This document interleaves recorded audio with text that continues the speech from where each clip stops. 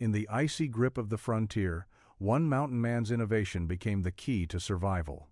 Facing bitter cold that could freeze a man solid in hours, he crafted a method that would keep his shelter livable at temperatures as low as 40 degrees.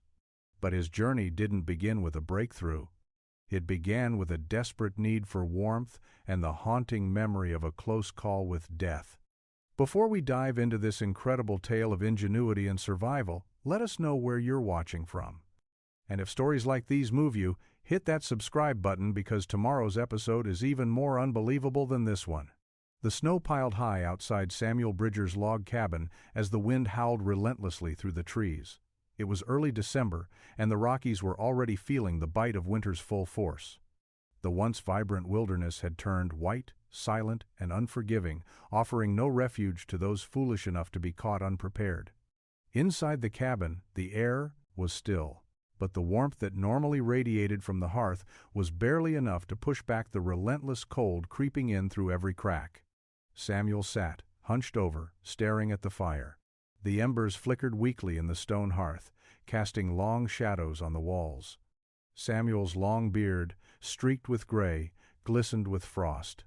His worn leather gloves cracked from the dry cold, but he didn't mind. His gaze was fixed on the fire, but his mind was elsewhere.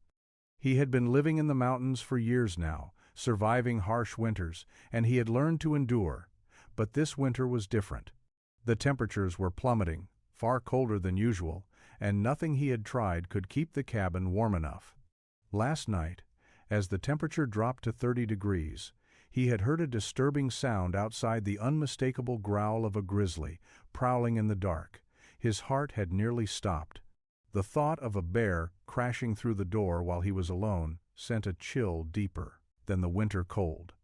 The logs of the cabin, though solid, had gaps. The door was sturdy, but even that wouldn't stop a bear. Samuel was no stranger to danger, but this cold, this was new. If the storms kept up like this, he wouldn't survive another month without a solution. He had to find a way to insulate the cabin better, to trap heat where he needed it. A simple fire wasn't enough. But what could he do? His hands were raw from the constant work, and his options seemed limited. He glanced around the cabin, noting the stacks of firewood and the pelts he had gathered over the months. But none of it would help unless he could trap the heat in a more efficient way. There had to be an answer. The answer, as he would soon discover, would come not from adding more materials but from rethinking the very way heat moved within his shelter. His obsession with survival, once motivated by mere necessity, would soon give way to something much deeper, a desire to create something that could not only keep him alive but would also stand as a testament to his ingenuity. As he sat by the fire, Samuel's thoughts began to form into a plan that would involve more than just heat. It would involve a new way of thinking about shelter itself. But first, he needed to survive the night. The night passed slowly, the temperature sinking lower as the wind outside howled louder. Samuel woke the next morning with frost covering the windows of his cabin. His breath visible in the cold air was a reminder of how much worse things could get if he didn't act. After a quick breakfast of stale bread and jerky, he gathered his tools and set out into the snow, determined to find a solution. He had already spent months learning how to trap and survive in these unforgiving mountains, but the cold was a new enemy. He'd seen enough to know that simple survival wouldn't cut it anymore. To thrive, to live comfortably even in this harsh environment, he needed to master the art of shelter, not just survival. His eyes scanned the landscape. Logs, rocks, and clay were his main resources, nothing more. But with them, he knew he could build something that would be his fortress against the coming winter storms. He spent the next few days working tirelessly, gathering materials and testing his theories. But it wasn't until he had a moment of clarity, while sitting next to the fire and thinking back to the lessons of his past, that the breakthrough came. Samuel remembered the stone fireplaces back east, the ones built with a chimney designed to direct heat and smoke away. What if he could adapt that idea? What if he could build a system that trapped heat in a way that would keep his shelter warm throughout the night? With the idea in his mind, Samuel went to work. He started by digging a trench in the floor of his cabin, just big enough to fit a stone base. He then gathered rocks and began to stack them in a pattern, creating a makeshift heat trap. The stones, would absorb heat from the fire and slowly release it into the cabin, providing steady warmth without the need for constant fuel. It was slow work, but with every stone laid and every layer of heat-trapping material added, Samuel felt more and more confident that this would be the answer. He would spend hours rearranging the rocks, refining his design, and testing it each night to make sure it worked. The first night he tested it, the warmth in the cabin was palpable. It wasn't the roaring blaze of a campfire, but it was enough to take the edge off the cold, enough to keep him alive. By the end of the week, Samuel had perfected his heat trap, a system that allowed him to keep his cabin livable even in temperatures that would have driven a normal man to the brink of death. He couldn't have known it then, but his invention would change the way mountain men built their homes for years to come. But for now, Samuel was just focused on surviving the winter and proving that with the right ingenuity, nothing was impossible, not even the bitter cold of the Rockies. Samuel stood in the doorway of his cabin, watching the first flakes of the coming snowstorm swirl in the wind. He had finished the final touches on his heat trap the night before, and now he would test it under the harshest conditions. The sky above was a steel gray, heavy with snow, and the temperature had already begun its plunge toward the lowest depths of winter. Samuel knew that this storm would be the real test. If the heat trap worked, he would survive the storm without freezing. If it failed, he would be forced to rethink his entire approach, and his options for survival would grow slimmer by the hour. The wind howled through the pines, carrying the promise of a long, bitter night. The snow had already started to accumulate outside, and Samuel's breath formed visible clouds in the air as he returned inside, sealing the door behind him. He approached the stone hearth where the embers still glowed, casting a faint warmth across the cabin. For the past few weeks, he had been relying on a constant supply of firewood, but the process was draining. His stockpile was running low, and he could not afford to waste any more fuel than necessary. He knelt beside the heat trap, checking the arrangement of the stones and the angle of the chimney. It was simple, but it had to work. He started a small fire, placing the kindling carefully into the stone base. As the fire caught, he could feel the familiar heat of the flames, but this time, the warmth didn't escape into the open air. It was absorbed by the stones, which began to heat up slowly. Samuel sat back, watching intently. The heat in the cabin was subtle at first. There was no immediate warmth, but gradually, as the fire burned on, the temperature in the cabin began to rise, slowly but steadily. Hours passed, and the storm raged outside. The wind howled, snow pelting against the walls. But inside the cabin, the temperature held steady. Samuel moved from his place by the fire to test the warmth in different parts of the cabin. The walls, though still cold to the touch, were warmer than they had been in days. The floor, too, felt less frigid than it had before. But the real test came when Samuel stripped down to his long-sleeved shirt and sat near the hearth, a place where the cold would normally be most intense.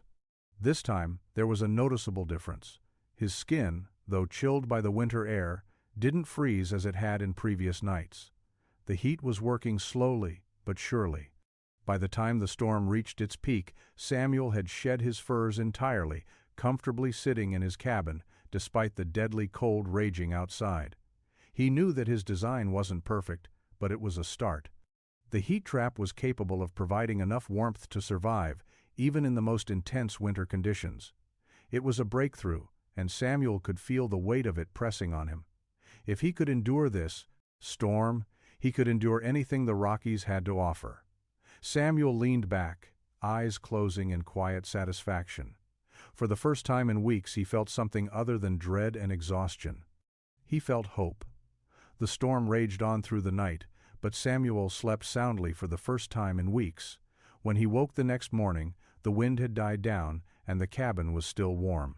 The fire had burned out, but the heat trap had held its own, keeping the temperature steady throughout the night. He was alive, warm, and safe, a small victory in the harshest of winters. Samuel spent the next few days tending to his firewood and checking the heat trap. The cabin had remained livable through the storm, and the temperature inside was a far cry from the freezing, unbearable conditions he had experienced just a few nights prior. He could now focus on other concerns, keeping food stocked, checking traps, and ensuring that he had enough supplies for the long stretch of winter ahead. But as The days wore on. Samuel began to realize that the heat trap had become more than just a survival mechanism.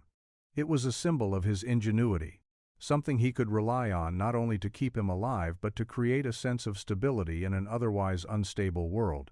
As much as the cold represented the brutality of the wilderness, the warmth of the cabin, aided by his invention, represented something else entirely: control. Control over the elements, over the dangers of the mountains, and most importantly, control over his own fate. The more he thought about it, the more Samuel understood the significance of what he had done. The mountains were unforgiving, but they were also a place of opportunity for anyone willing to fight for their survival. What Samuel had created, a shelter capable of withstanding the coldest of winters, could be more than just his personal refuge. It could be the key to surviving winters for countless others who ventured into the Rockies, facing the same unforgiving conditions. In the weeks that followed, Samuel's cabin became a sanctuary. Other mountain men, isolated in their own cabins and struggling against the cold, began to hear whispers about his invention. Some had heard about his heat trap and came to see it for themselves. At first, they were skeptical. What good was a warm cabin in the middle of a frozen wilderness? But as they spent more time with Samuel and saw the results for themselves, they began to realize the truth. One by one, trappers, hunters, and pioneers began to incorporate Samuel's heat trap into their own cabins. They saw the benefits immediately. No longer did they need to burn through their entire firewood stockpile to survive the coldest nights. The trap absorbed and stored heat, releasing it gradually, and with it came a new sense of security. Samuel's once solitary invention had begun to spread through the mountain man community like wildfire. While Samuel was content to keep his cabin as his own private sanctuary, he knew that the innovation he had created would change the lives of those who faced the same dangers he had. In a place where survival depended on constant innovation, Samuel's heat trap became a symbol of resilience, proof that even in the harshest environment, human ingenuity could turn the tide. As the snow began to melt and the warmth of spring crept in, Samuel knew that his fight for survival wasn't over, but with the heat trap in place, he could rest a little easier, knowing that the wilderness had met its match. As winter stretched on, Samuel found himself becoming more accustomed to the steady warmth inside his cabin, a comfort he had never imagined possible when he first set foot in the Rockies. With his heat trap working reliably, he focused more of his energy on trapping and hunting, but something began to nag at him. The harshness of the wilderness was not just in the cold, it was in its unpredictability, and Samuel knew that one moment of carelessness could mean disaster. One late afternoon, after a long day spent setting traps and checking his lines, Samuel returned to the cabin to find something troubling. There, at the base of the door, was a series of large, deep claw marks in the snow, leading directly up to his shelter. The tracks were unmistakable grizzly.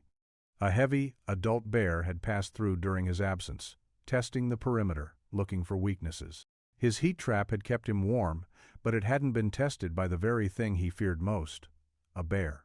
With his pulse quickening, Samuel grabbed his rifle, checking the cabin's walls and the corners of his door, ensuring that no new gaps had formed. The bear, though likely just curious, was a reminder of the ever-present dangers of the wilderness. As he studied the tracks, he realized something unsettling. They weren't just passing by. The bear had circled the cabin, probing for weaknesses. It had stopped at the front door for a time, scratching, testing, likely trying to discern if the cabin could be breached. That night, Samuel kept a vigilant watch. He stayed close to the heat trap, the warmth of the fire offering him some comfort as he peered through his small gun ports into the inky darkness outside. The storm had returned, howling with vicious winds and swirling snow, but the tracks in the snow were enough to keep him alert. Hours passed. The storm raged. Samuel didn't dare sleep too deeply, his eyes darting to the door every few moments. His mind raced with questions. Would his cabin withstand the next attack? Was his heat trap enough to make the cabin livable but not so vulnerable that a bear or any other creature could force its way in? He had worked tirelessly on the construction of his shelter, but tonight, those doubts crept in like the chill he had fought so hard to banish. At the first light of dawn, Samuel ventured outside, cautiously checking the perimeter. The snow had covered up most of the bear's tracks, but the lingering sense of threat remained. He needed to reinforce his cabin, to ensure that it was truly secure against the forces of nature and the wilderness' most dangerous creatures. But for now, he had one more task, to make sure his heat trap was still functioning properly.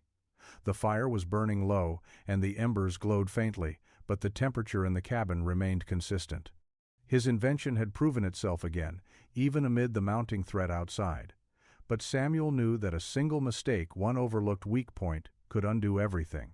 And now, with the bear's presence so close, he couldn't afford to let his guard down. As the days passed, Samuel could not shake the lingering unease from the bear's visit. The cold had begun to seem like a lesser threat compared to the dangers lurking just beyond his cabin walls. He had always known that the wilderness could be unforgiving, but this close call had changed his perspective on what it meant to truly survive. The tracks in the snow had taught him a valuable lesson. His heat trap was only part of the equation. A sturdy cabin, a reliable fire, and innovative warmth were essential to survival, but security was just as vital. The Rockies were full of predators and dangers that didn't care how warm the inside of your cabin was. If a bear wanted in, no amount of comfort could protect you. Samuel spent the next few days reinforcing his cabin. He gathered logs from nearby trees, carefully selecting those with the straightest grain, and began adding extra layers to the walls. He also spent time sharpening his tools and testing the hinges on his reinforced door, making sure it could withstand the worst of the wilderness fury. The heat trap was still essential, but Samuel now realized that security was just as important, if not more so. With winter settling in for the long haul, he began to think beyond his own survival. There were other men out here, trappers, hunters, and pioneers like him, living in the same unforgiving land. Many of them would not have the luxury of a safe, warm cabin to retreat to when the storms hit. Samuel had kept his innovations to himself until now, but with the bear's visit still fresh in his mind, he felt an overwhelming urge to share his knowledge. By the end of the week, Samuel had completed the additional reinforcements to his cabin. He had even built a small cache of firewood nearby, covered with a tarp to keep it dry for future storms. But the most significant change had come in the form of a letter he wrote to the nearest trading post, detailing his heat trap, his construction techniques, and how to reinforce cabins against the ever-present dangers of the wilderness.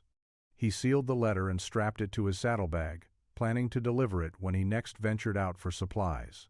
The idea of sharing his hard-earned wisdom with others was both thrilling and daunting.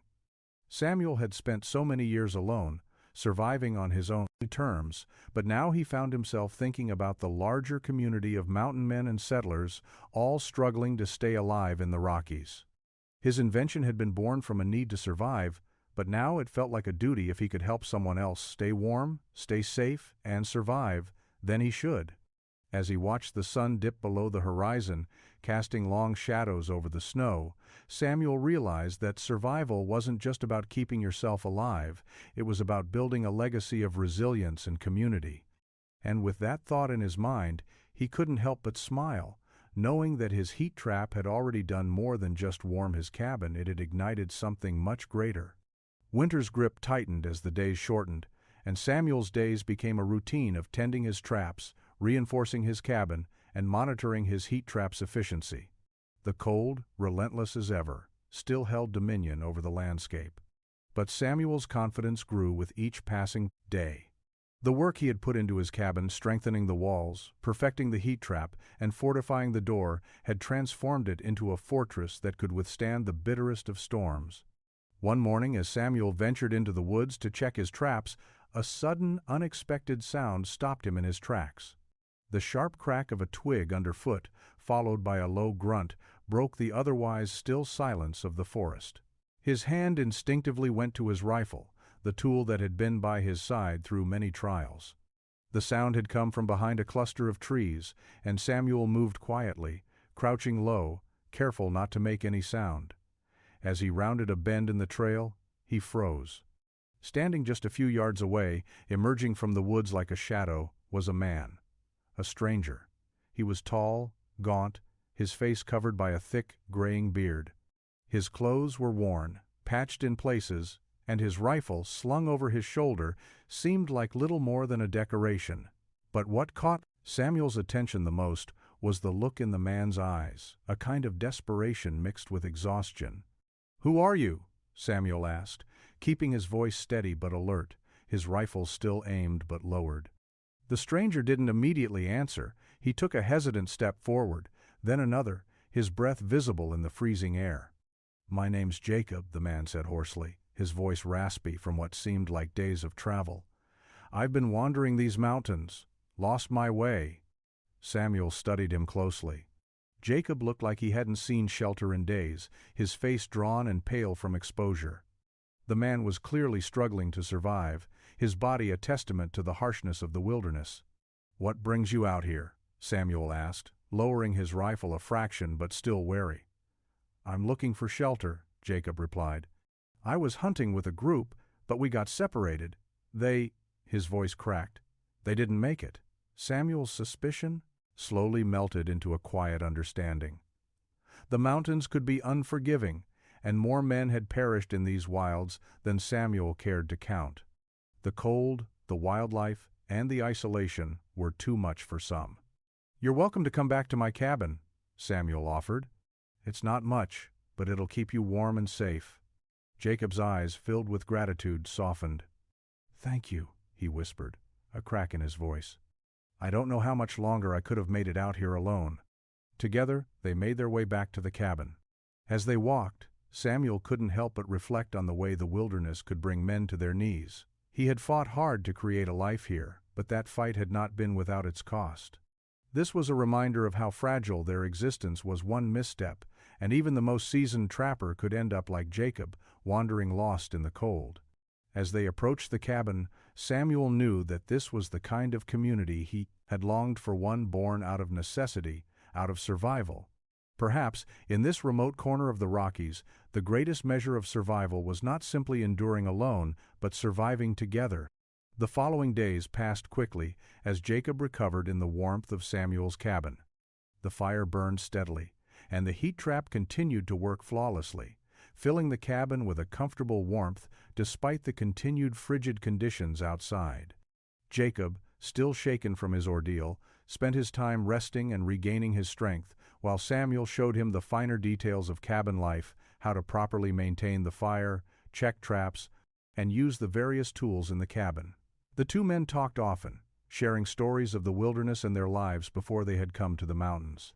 Samuel had never been one for long conversations, but Jacob's stories of family, hardships, and life back east made him feel a connection that was often lacking in the solitude of the Rockies. He had spent most of his years here alone, surviving by his wits and his determination. Jacob's presence brought a sense of normalcy, even if temporary. One night, as the fire crackled and the wind howled outside, Jacob asked Samuel a question that had been gnawing at him since he arrived. "How did you do it?" Jacob asked, his voice filled with curiosity. "How did you build a cabin that can withstand the cold?" Most men would have long given up. "I thought about it myself, but I didn't know where to start." Samuel leaned back in his chair, watching the flames dance as he considered the question.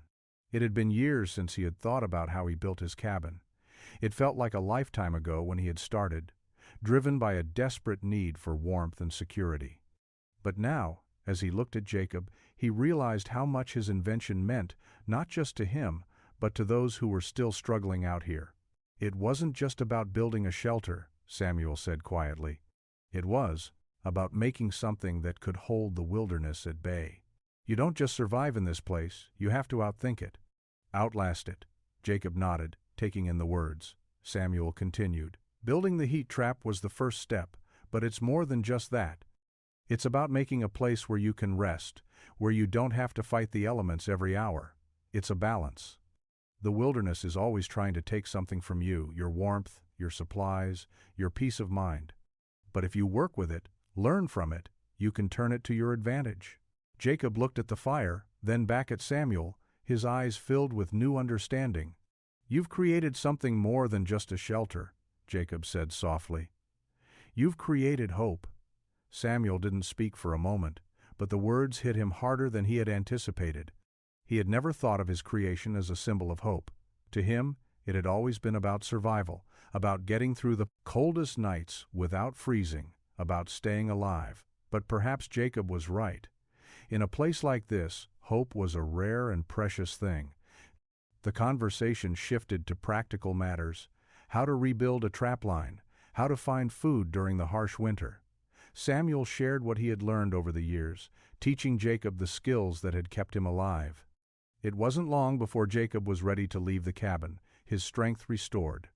He had a long journey ahead, and Samuel knew it wouldn't be easy. But as Jacob packed his few belongings, he turned to Samuel, gratitude shining in his eyes. "I won't forget what you've done for me," Jacob said. This will change everything, thank you." Samuel simply nodded, the weight of his words settling in his chest. In the end, survival wasn't just about keeping the cold at bay. It was about sharing what you had with others, and passing on the knowledge that had kept you alive. In the heart of the Rockies, that was the greatest gift of all. The seasons changed, and with the arrival of spring, the harsh, unrelenting cold of the Rockies slowly retreated, leaving behind the soft warmth of the thawing earth. Samuel's cabin, once just a refuge for one, had become a place of sanctuary for others, a beacon in the wilderness for men who sought shelter from the mountain's cruel grasp. His heat trap, now perfected and tested, was a quiet marvel, an invention that had proven itself time and time again. The cold no longer felt like an enemy to him. It had become something he had learned to live with, to conquer. Other trappers and pioneers began hearing of Samuel's cabin and the warmth it offered. One by one, they ventured through the snow to see it for themselves, curious about the man who had found a way to make a fire last through the night, to make a cabin not just bearable but livable in the most extreme conditions. Some of these men stayed only a few days, grateful for the respite before heading back out into the wilderness. Others lingered longer, learning from Samuel and taking with them the knowledge that would help them survive the coming winters. Samuel never sought recognition for his work. His reward was the satisfaction of knowing that he had done something that truly mattered, that his ingenuity had saved lives, had given men a chance to endure. His cabins, built with a level of care and strength that few understood, would stand for decades, a testament to his quiet resolve. Though Samuel would never see it, the spreading of his techniques marked the beginning of a legacy that reached beyond the mountains. In the years to come, trappers would speak of him as a man who had mastered not just survival, but the art of living in the harshest conditions, and his designs would continue to influence mountain men for generations. The time came for Samuel to leave the mountains. It wasn't a decision made lightly, but after years of surviving the brutal winters and the road solitude of the wilderness, Samuel felt that his time in the Rockies had come to a close. He had built his shelter, perfected his designs, and passed on what he had learned. It was now time to move on to a quieter life, far from the ever-present threat of grizzly bears and the harshness of the cold. In 1844, Samuel Bridger left his cabin and the rugged beauty of the Rockies behind. He made his way to the Oregon Territory, seeking peace in a land that offered a fresh start. There, he settled on a small farm, where he could live out his days far from the relentless struggle for survival. Though the land was still wild, it was no longer the wilderness of his youth. He found solace in the simplicity of ranch life, working the land, raising cattle, and enjoying the company of those he met along the way. In Oregon, Samuel married and started a family, but his heart would always carry the memories of the mountains. He never spoke much about his days as a trapper or the innovations he had created. They had been a part of a life that was now behind him. But the legacy of his work, his heat trap, and the cabins that stood strong against the harshest winters would live on long after his death. Samuel Bridger passed away in 1871 at the age of 62, quietly in his sleep, surrounded by his family. He was buried in a small cemetery near his ranch, far from the wilderness he had once called home. No grand monument marked his grave, but his legacy was imprinted in the cabins scattered across the mountains, still standing as silent guardians of the frontier. His life, though not celebrated in history books, had shaped the way men survived in the wild, and in that, Samuel found peace.